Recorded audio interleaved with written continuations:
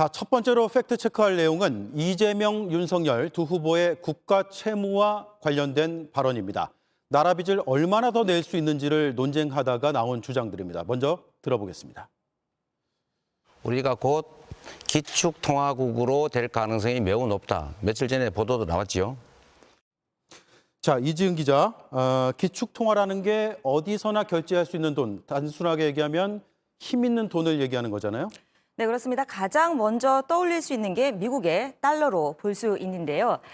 이와 비슷한 자격을 가진 통화, 그러니까 특별 인출권이라 하는 SDR, 이 네 개가 더 있습니다. 유럽의 유로, 일본의 엔, 영국의 파운드, 그리고 중국의 위안. 이재명 후보는 여기에다가 우리 원화를 낄 수 있다는 취지로 말한 겁니다. 네, 근거가 있으니까 이런 얘기를 했겠죠. 네, 그렇습니다. 이 정경련 자료를 인용을 한 건데요. IMF가 5년에 한 번씩 결정하는 이런 자료가 있는데 일단 한국도 여기에 들어갈 수 있는 요건은 갖췄다는 게 정경련 쪽의 주장입니다. 그러니 올해 7월에 IMF 심사를 받아보자는 얘기입니다.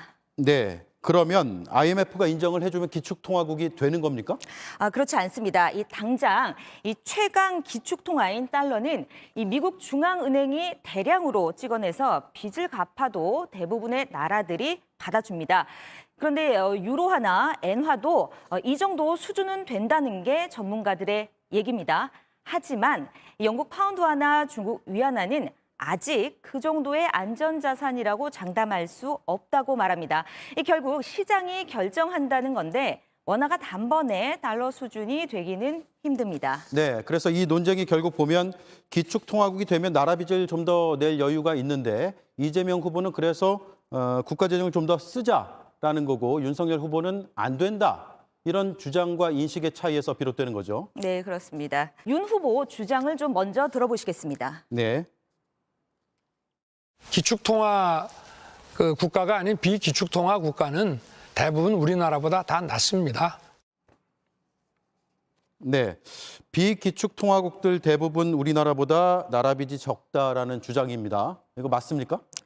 그렇지는 않았습니다. 저희가 IMF 전망한 자료를 좀 들여다봤는데요. 이 선진국 35개 나라의 지난해 국가 부채 비율입니다. 한국의 부채 비율 전망치는 51.3%, 25위로 평균보다 상당히 낮습니다.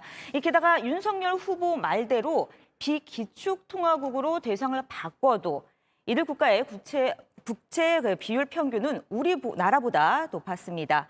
한국 순위는 13개 나라 중에 7위이고 앞뒤로 6개 나라씩 있었습니다.